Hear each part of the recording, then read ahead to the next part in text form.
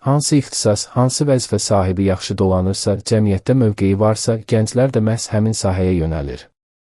Baytar qəşəng dolansa, hamı qaçıb baytar olacaq. Aqronom yaxşı dolansa, hamı gedib aqronom olum.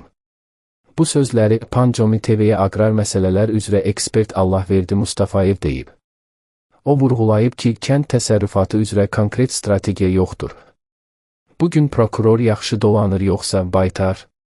Nə qədər peşəkar kənd təsərrüfatı mütəxəssisi olursan ol, bu cəmiyyətdə ən aşağı dolanışıq səviyyəsi sənə aid olacaq. Çünki artıq kənd təsərrüfatı mütəxəssisinə düşündüyümüz qədər önəm verilmir. Ekspert vurğulayıb ki, hüquq fakültəsini bitirib fəhlə işləməkdənsə, aqrar sahədə yaxşı mütəxəssis olmaq daha sərfəli ola bilər.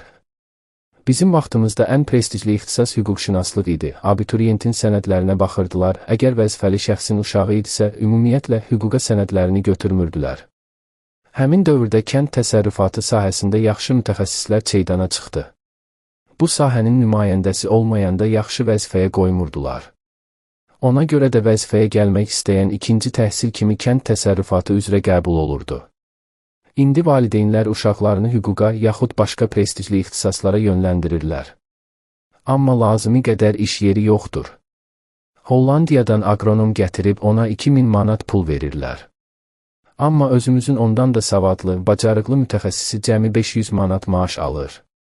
Qeyd edək ki, Dövlət İmtahan Mərkəzinin DİM İdarə Heyətinin sədri Məlikə Abbaszadə bildirib ki, kənd təsərrüfatında elə ixtisaslar var ki, onlara tələbat daha yüksəkdir.